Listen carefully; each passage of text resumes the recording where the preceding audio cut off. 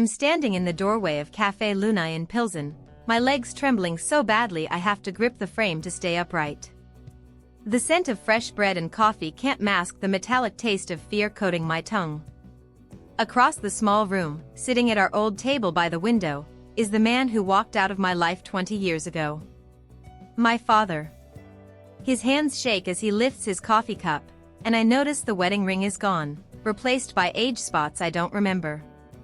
His hair is silver now, thinning at the temples, but those eyes, those warm brown eyes that used to read me bedtime stories, they're exactly the same. Dad? The word scrapes out of my throat like broken glass. The coffee cup slips from his fingers, ceramic shattering against the tile floor.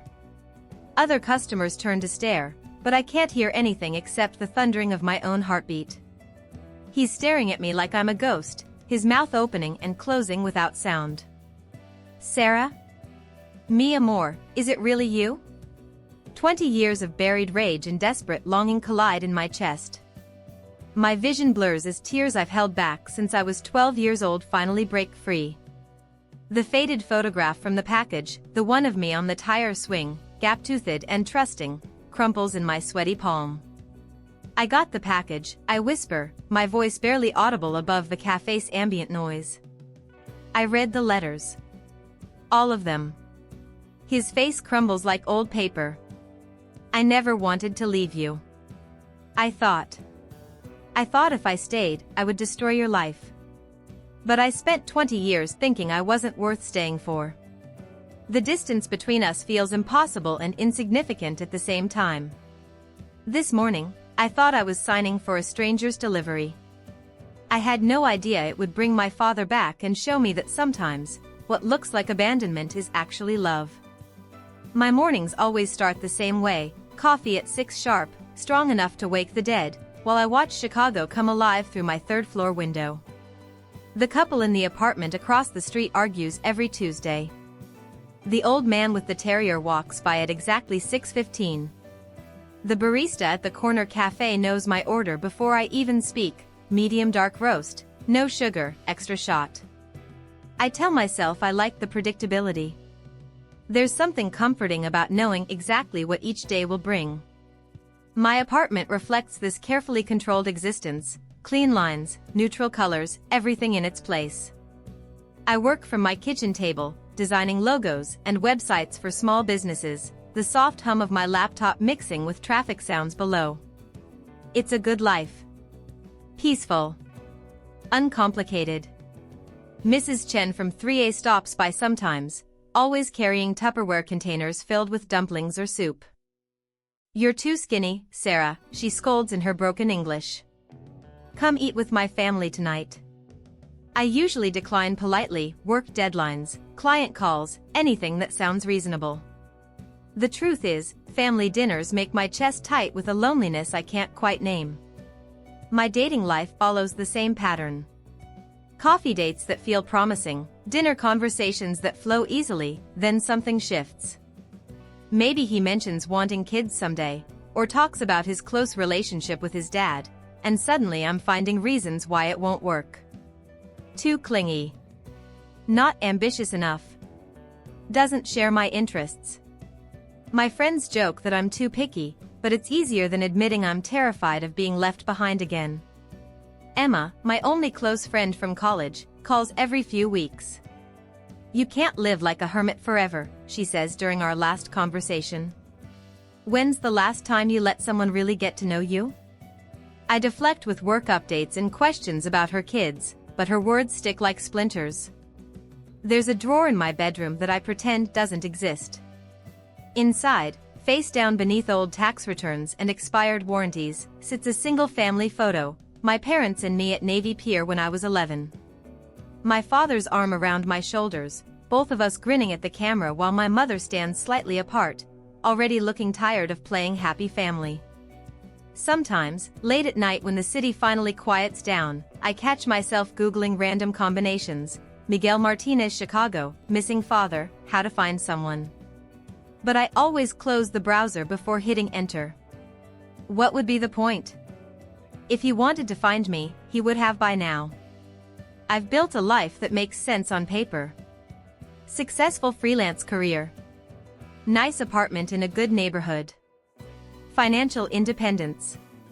No drama, no heartbreak, no one who can decide I'm not worth sticking around for. My therapist, back when I briefly tried therapy 3 years ago, said I had attachment issues. I prefer to think of it as being practical. The funny thing is, I've convinced myself I'm happy. Most days, I actually believe it. I have work that challenges me, enough money to travel when I want, freedom to make decisions without consulting anyone. Who needs family complications or relationship drama when you can have peace?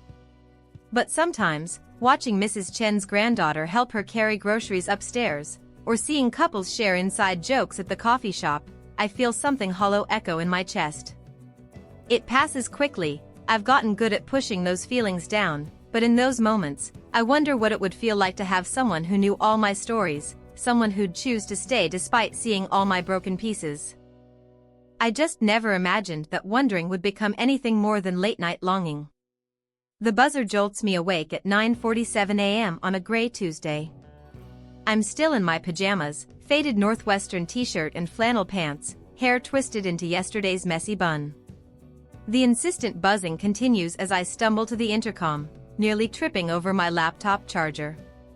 Delivery for Martinez, apartment 3B, a gravelly voice announces through the static. That's me, I mumble, pressing the door release without thinking. My brain is still foggy with sleep and the remnants of weird dreams I can't quite remember. Heavy footsteps echo in the stairwell.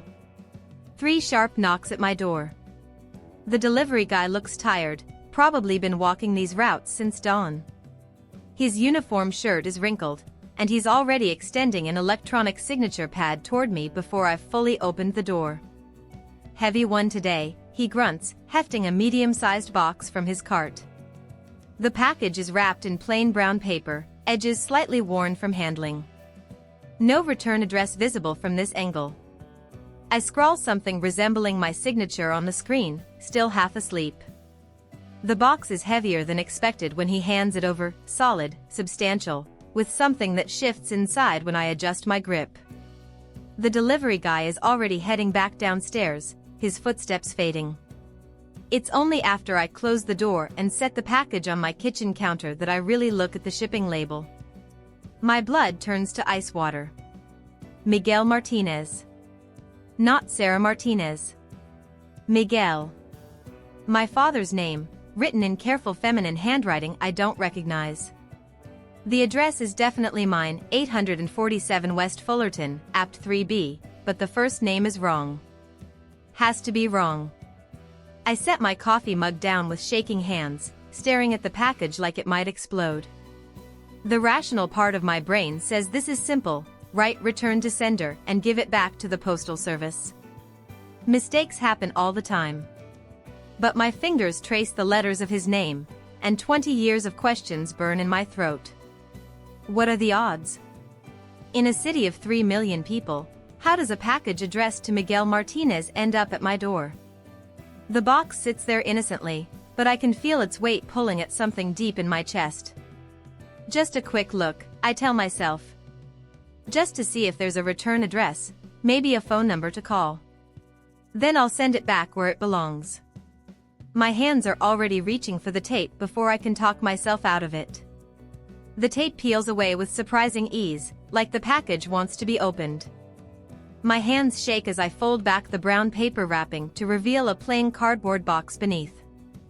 Inside, layers of white tissue paper crinkle under my fingertips, the sound unnaturally loud in my quiet apartment. A leather-bound photo album sits nestled on top, worn at the edges like it's been handled countless times. Beneath it, a thick manila envelope with my name written across the front in that same careful handwriting. My breath catches in my throat. I lift the album with trembling fingers, its weight familiar somehow. The leather is soft, well-loved, and when I open to the first page, the world tilts sideways. It's me. Age 11, gap-toothed and grinning, sitting on a tire swing I haven't thought about in 20 years. I'm wearing my favorite purple t-shirt, the one with the sparkly unicorn that my mother threw away when we moved. But I don't remember this picture being taken. I don't remember anyone being there with a camera. My heart hammers against my ribs as I turn the page. Another photo, first day of 6th grade, standing outside Lincoln Elementary. I'm clutching a new backpack, trying to look brave but clearly terrified. In the margin, someone has written in blue ink, "So proud of my beautiful daughter." The handwriting is masculine, slanted, achingly familiar. My hands are shaking so badly I can barely turn the pages, but I can't stop. Middle school graduation. There I am in a too big cap and gown, holding a rolled-up certificate. My mother said no one came except her. But someone took this picture from the audience. Someone was there, watching me walk across that stage. "Wish I could have been there," reads the note in the margin. Page after page of my life unfolds, moments I thought I experienced alone. My high school art show, where 3 of my paintings won ribbons. Christmas morning when I was 16, opening presents under our scraggly tree. Even my 18th birthday, blowing out candles on a grocery store cake while my mother worked late again. Each photo has a note. "You got your grandmother's smile. Your art is incredible, Mija. Happy birthday to my brilliant girl." Tears blur my vision as I reach for the manila envelope with numb fingers. Inside, dozens of letters bundled with rubber bands. All addressed to Sarah Martinez in that same masculine handwriting. All stamped "Return to Sender" in my mother's sharp script. The postmarks span 20 years. My legs give out. I sink to the kitchen floor, photos scattering around me like fallen leaves, the letters spilling from my lap. The first envelope I open is dated 3 months after my 13th birthday. "My dearest Sarah, I know you must hate me for leaving, but someday I hope you'll understand that sometimes love means walking away to protect the people you care about most. I think about you every single day. I wonder if you still draw horses the way you did when you were little, if you still hum when you're concentrating." The letter trembles in my hands. My father's voice, frozen on paper, reaching across 2 decades of silence. He knew about my art. He remembered my habits. He was there, somehow, watching me grow up from a distance while I convinced myself he'd simply stopped caring. The room spins around me as 20 years of carefully constructed beliefs crumble. I wasn't abandoned. I wasn't forgotten. Someone was collecting pieces of my life, treasuring them, keeping vigil over my childhood like a guardian angel I never knew existed. But why? Why the secret photos? Why the returned letters? And how did this package, meant for him, end up at my door? My phone lies forgotten on the counter as I sit surrounded by evidence of a love I never knew existed, my entire understanding of my past rewriting itself with each photograph, each tender note in the margins. I spend 3 days reading every letter, memorizing every photo. The return address on the package leads to an apartment building on the south side, 4823, West Cermak Road, Unit 2A. 20 minutes from my apartment. He's been living 20 minutes away for God knows how long. The letters paint fragments of a story I never knew existed. Legal papers. Restraining orders. My mother's threats echoing through careful legal language. Any attempt to contact the minor child will result in immediate prosecution. Between the lines, I read about supervised visitations that were denied, birthday cards returned unopened, a man fighting a system designed to keep him away. By Thursday morning, I'm sitting in my car outside his building, engine running, hands gripping the steering wheel until my knuckles turn white. The building is modest but well maintained, with flower boxes in the windows and a fresh coat of paint. I start the engine 3 times before finally walking to the entrance. The mailboxes in the lobby confirm it, M. Martinez, Apt 2A. My father's name in block letters on a strip of masking tape. I stand there for 20 minutes, staring at those 8 letters, before my courage fails and I flee back to my car. The next day I return with a different strategy. The rental office is staffed by a kind-faced woman named Gloria who looks at me with sympathy when I explain about the misdelivered package. "Oh honey, Miguel moved out 3 weeks ago," she says, and my heart drops into my stomach. Lovely man. So quiet, always helped the elderly tenants with their groceries. His daughter was getting married, he was so excited, and he moved up to Milwaukee to be closer to family. After finding him, I've lost him again. I spend the weekend calling every Martinez in Milwaukee directory assistants can find. 17 phone calls to strangers, each conversation more awkward than the last. Hi, I'm looking for Miguel Martinez, about 60 years old, originally from Chicago? Most hang up. Others politely explain they can't help. On Monday, voicemail number 18 changes everything. You've reached Rosa Martinez. I can't come to the phone right now, but if this is about Miguel, please leave a detailed message. Family only, please. My hands shake as I leave my number, explaining about the package, about the photos, about letters I'd never seen. I don't mention who I am. I'm not even sure I have the right to claim that identity after 20 years. She calls back within an hour. Sarah? Oh my God, is this really Sarah? Her voice breaks over my name like she's been waiting decades to say it. Miguel talks about you every single day. He carries your 6th grade school photo in his wallet, you know. The one where you're missing your front teeth. Tears stream down my face as Rosa fills in the gaps the letters couldn't. The depression that consumed him after his construction accident. The drinking that followed. My mother's ultimatum, get help or lose us both forever. His choice to check into rehab rather than fight her in court, believing Sarah needed stability more than she needed a broken father. He spent 2 years getting clean, Rosa continues. 2 years in therapy, getting his life together. When he came back for you, your mother had already told you he abandoned you. She said seeing him would only hurt you more. The lawyers said she was right, that disrupting your life would be traumatic. So he stayed away but never stopped loving you. The package, I whisper. How did I get the package? Carmen, that's Miguel's daughter-in-law. She found you on social media last month. Miguel doesn't know. She felt you deserved to know the truth, especially now that he's... Her voice breaks. Now that he's what? Sick, honey. His heart. The doctors aren't optimistic. He made me promise that when his time comes, someone would make sure you know he never stopped being proud of you. Rosa's words hit me like ice water, his heart. The doctors aren't optimistic.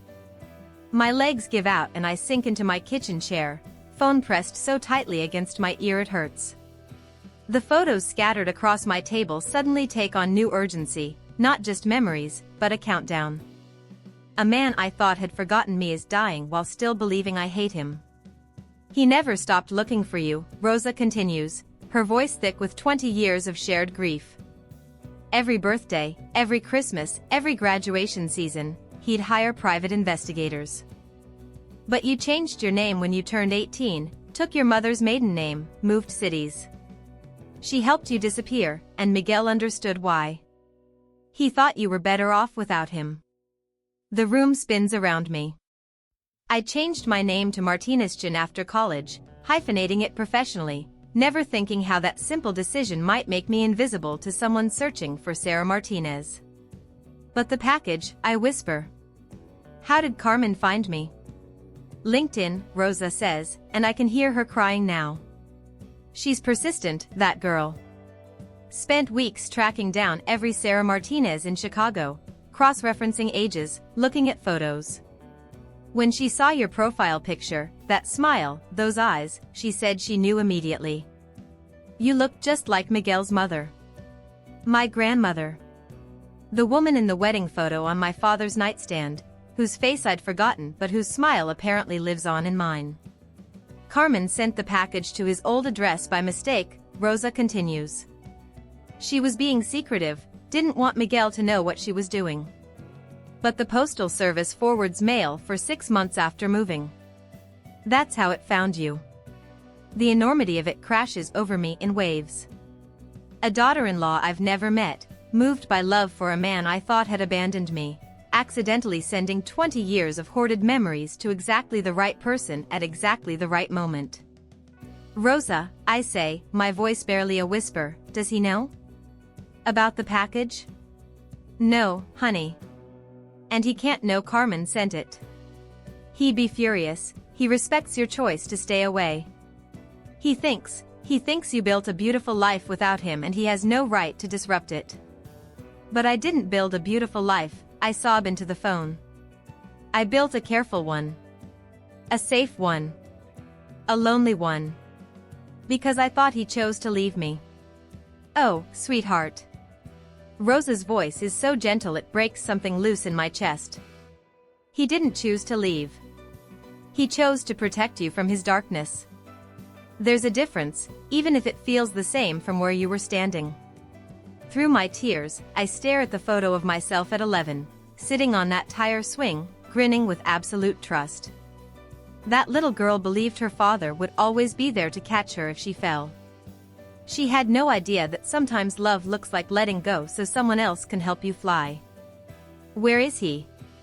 I ask, already reaching for my car keys. Sarah, are you sure? It's been 20 years. He's not the same man who left. The illness, the medications, he's fragile now. I'm sure, I say, and for the first time in 2 decades, I actually am. Rosa, I'm sure.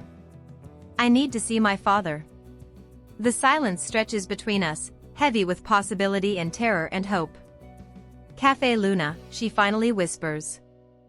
On Tuesday afternoons at 2 o'clock. It's our old tradition from when you were little.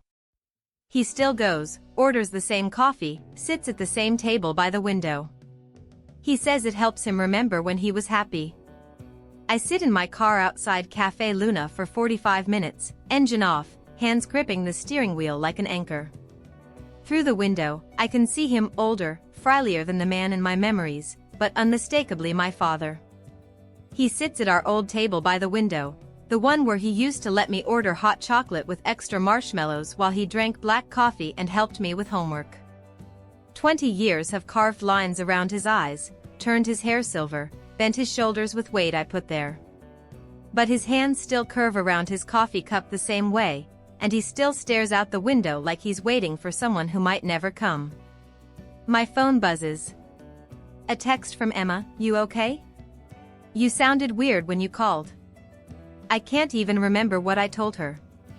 Something about needing time off, about a family emergency. The truth felt too fragile to speak out loud. I'm about to walk into a cafe and try to resurrect a relationship that's been dead for 2 decades. What if he doesn't want to see me? What if the shock of my appearance triggers another heart episode? Rosa said he was fragile now, that the medications make him tired, confused sometimes. What if I'm not the daughter he remembers? What if I'm just a stranger wearing his child's face? I pull down the visor mirror and stare at my reflection. My mother's stubborn chin, my father's dark eyes, 20 years of carefully constructed independence written in the set of my jaw. I look successful, put together, nothing like the broken 12-year-old who watched him pack his clothes into garbage bags while she begged him not to go. But what if that's exactly the problem? What if he takes one look at the woman I've become, guarded, emotionally distant, afraid of attachment, and realizes he made the right choice all those years ago? What if seeing me confirms every fear he had about damaging my life? The letters in my purse feel heavy with his regret. I hope someday you'll understand that love sometimes means walking away. What if walking back in is the selfish choice? What if I'm about to reopen wounds that have finally started to heal? My hands shake as I check my reflection one more time, smooth down my hair, try to look like someone worth staying for.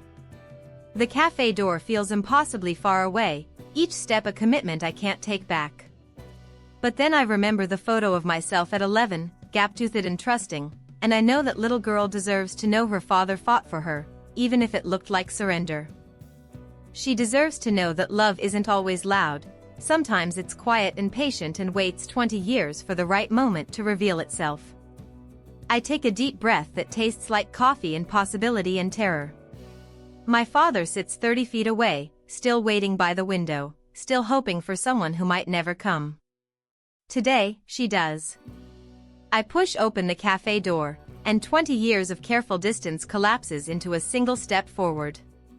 The bell above the door chimes, and my father looks up from his newspaper, his eyes meeting mine across 2 decades of silence. Dad? The word scrapes out of my throat like I'm 12 years old again.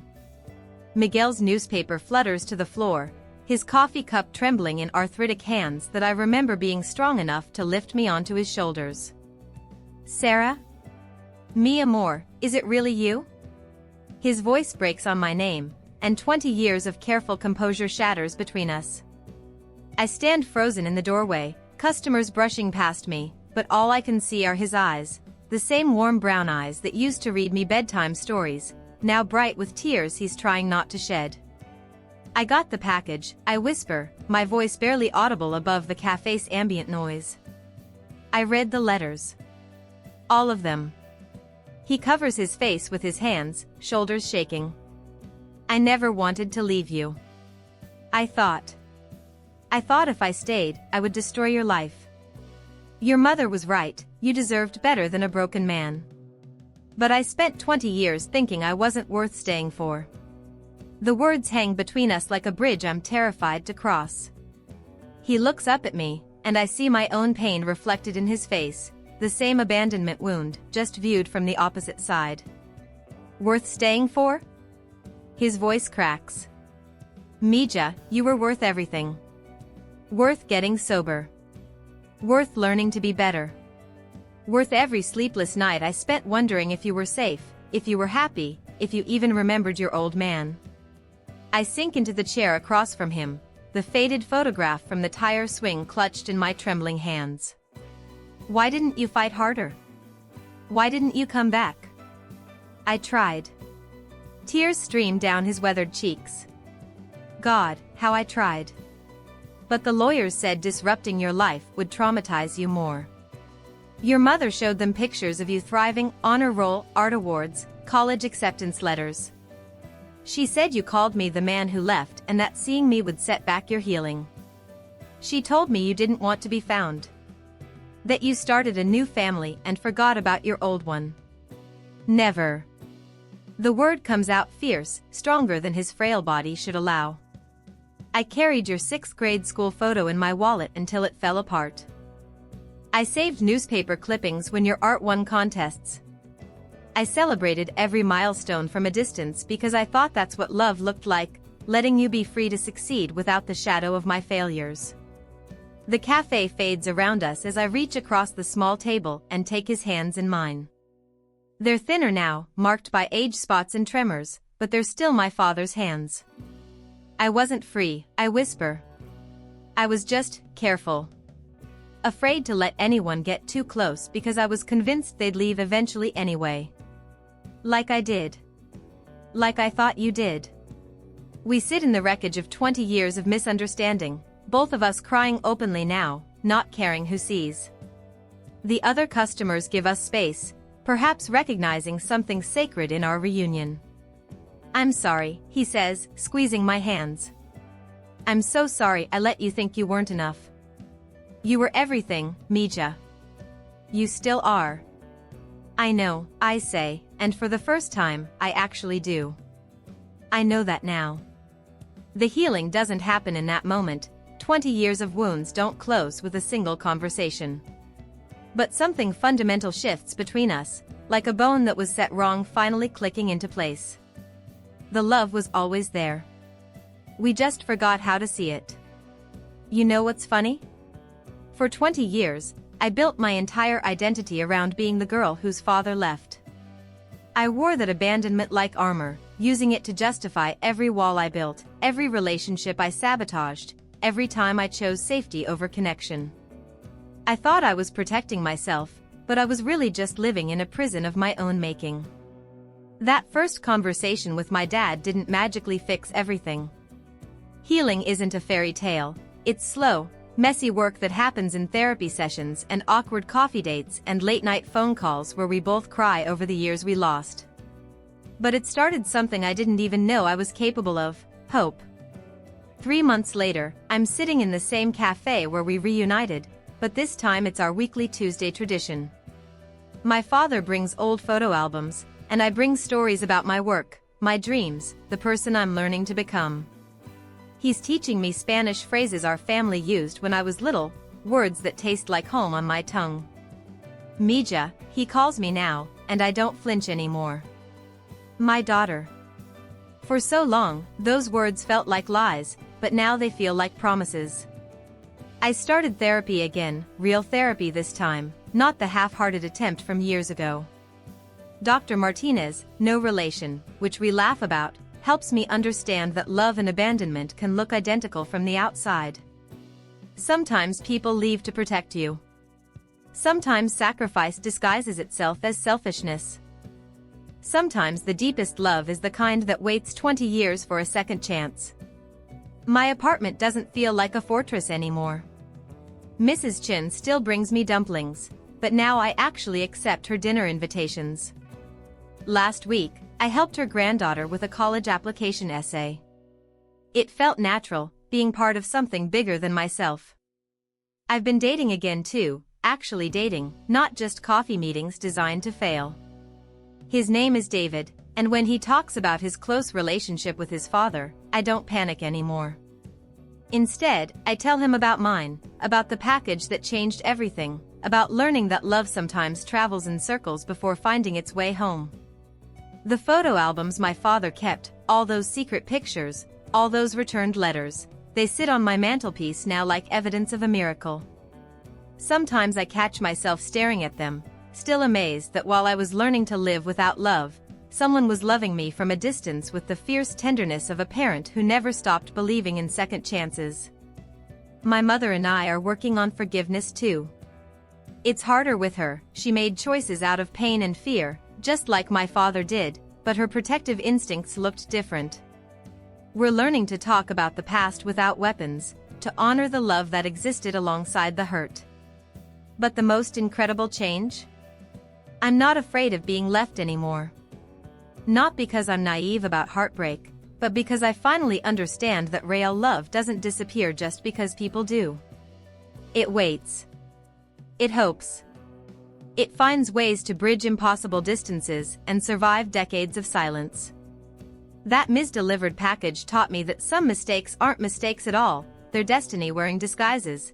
Love finding creative ways to heal old wounds and bring lost family members home to each other. I'm standing in the doorway of Cafe Luna again, but this time my legs aren't shaking. This time, I'm not a stranger stumbling into a miracle, I'm a daughter coming home. My father waves from our table by the window, the one where we meet every Tuesday now. His smile crinkles the corners of his eyes, and there's color in his cheeks that wasn't there 6 months ago. The doctors say love is good medicine. I'm starting to believe them. You're late, Mija, he teases as I slide into the chair across from him, but his tone is warm with the kind of affection that comes from knowing someone will always show up, even when they're running behind. Traffic, I say, kissing his forehead. But I brought pictures from Emma's wedding. He lights up like Christmas morning. These small moments, sharing my life, including him in my world, still feel like gifts we're both learning to unwrap carefully. As I flip through wedding photos on my phone, I think about that morning when I signed for a stranger's package. How I stood in this same doorway, terrified and shaking, staring at the man I thought had abandoned me. I had no idea that what looked like the end of our story was actually the beginning of our second chapter. You know what Carmen told me yesterday, my father says, stirring cream into his coffee. She admitted the package was supposed to go to my old address. She wrote down the wrong apartment number by accident. I look around the cafe, at families sharing meals, couples holding hands, the ordinary magic of people choosing to love each other despite the risk. Maybe it wasn't an accident, Dad. Maybe it was just time. He reaches across the table and squeezes my hand, and I squeeze back, no longer afraid that holding on too tight will make him disappear. Sometimes the most profound miracles arrive looking like mistakes, wrapped in brown paper and addressed to the wrong person. Sometimes love takes 20 years to find the right doorstep, but when it does, it changes everything. That morning, I thought I was just signing for a delivery. I had no idea I was signing for destiny.